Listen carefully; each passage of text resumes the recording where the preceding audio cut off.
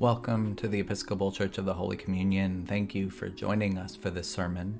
You can find all of our sermons at holycommunion.net and our Facebook, YouTube, and podcast channels. Consider hitting like or subscribe.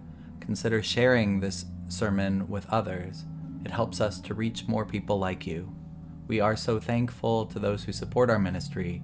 You can give today at holycommunion.net/give. In the name of the one living and true God, amen. Please be seated. Today is Trinity Sunday, and those of you who are longtime Episcopalians may be confused to see the rector in the pulpit.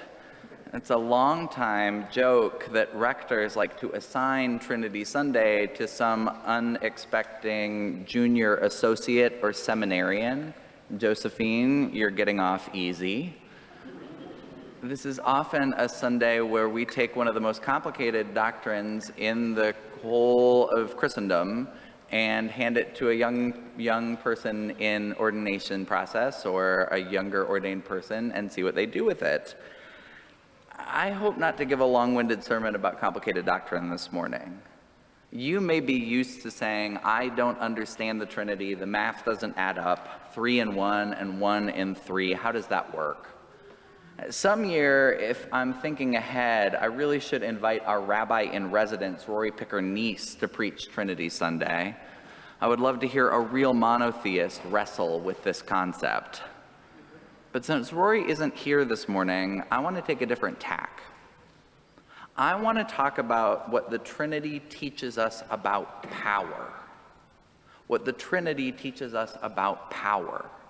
And talking about the Trinity tends to lend itself to other statements we make about God. And one of which is that God is almighty or all-powerful.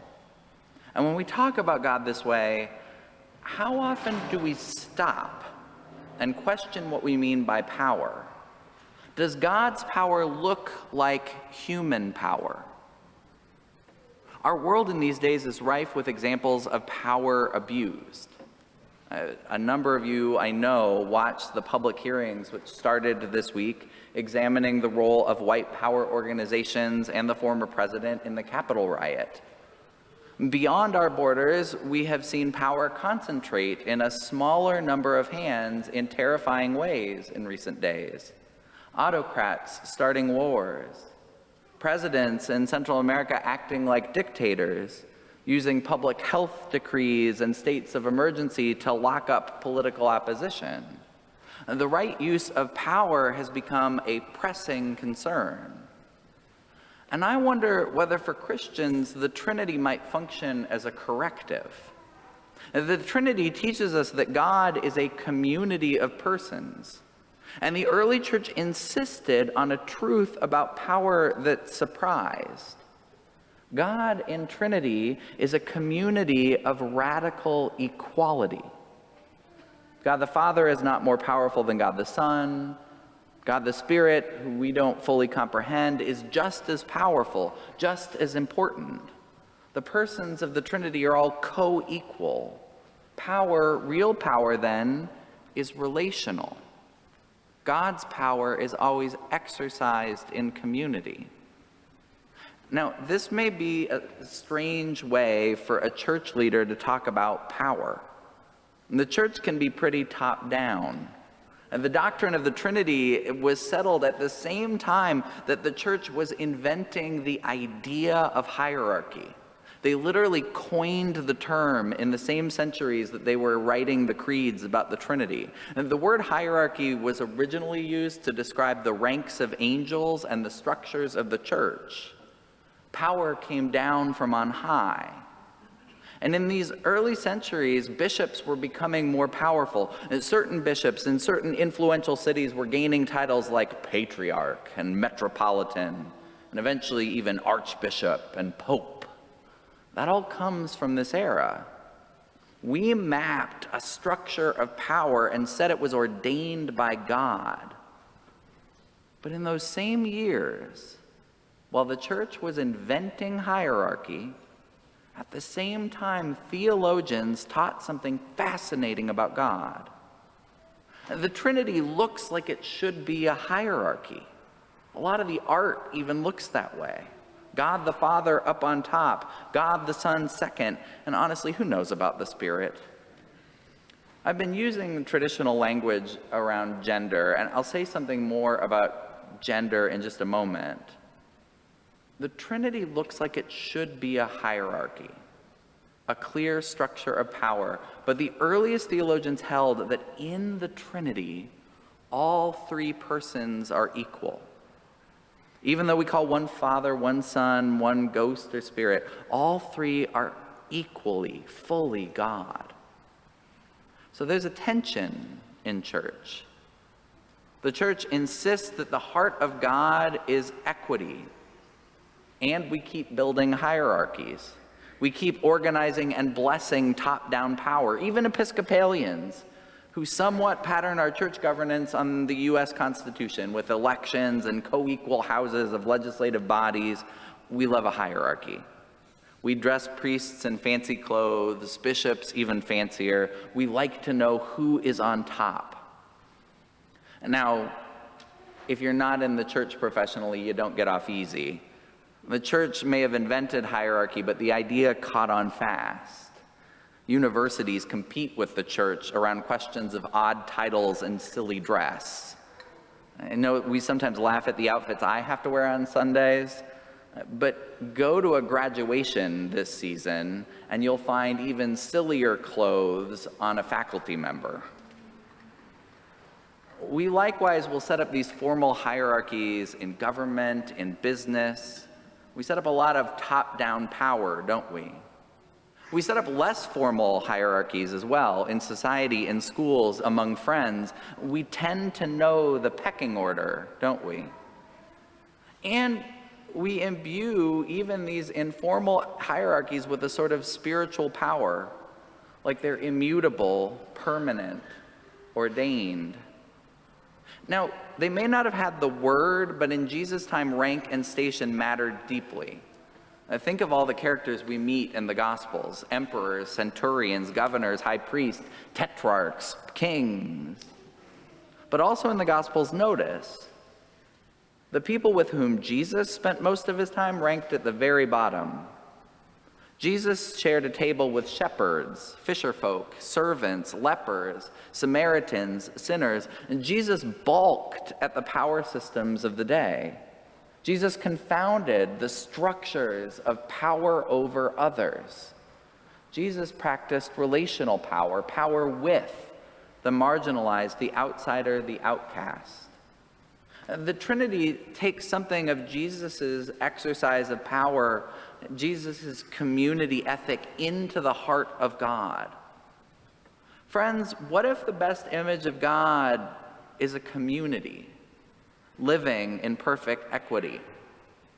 What if we stopped drawing pictures of an old white bearded man on a throne next to a younger white bearded man on a throne and their pet bird sometimes on a throne? What if we re-imaged God to look less like our systems of power and more like the co-equality of the Trinity?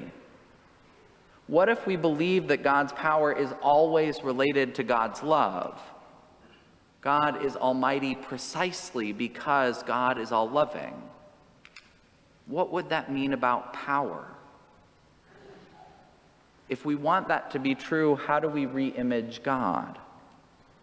The theologian Christina Cleveland has gotten into my head lately with her latest book, God is a Black Woman. She believes we need this re-imaging, this reimagining.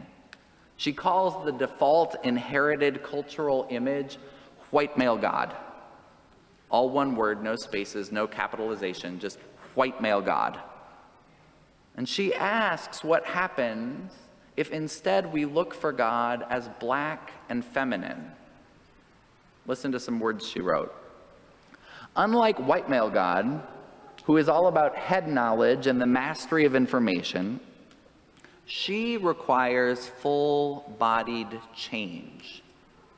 Since white male God lives in the realm of the head, He wants us to stay there, too. He wants us to consume books about the sacred black feminine, talk about her and know things about her, because that will distract us from actually being transformed by her. He knows she's been coming for him for centuries, and he's desperate to prevent us from joining the hunt. We've inherited a flawed picture of God, made in the images of human systems of power. What happens if we open ourselves to encountering God in ways we didn't think we had permission? What if we go search for a God who isn't some old white man in the sky? Cleveland's work has me rethinking questions of power. Often in seminary, they teach you that the oldest theological question goes something like this: if God is all-powerful and all good, why is there suffering? Disease, natural disaster, even war become questions of God's power. How could God allow this to happen?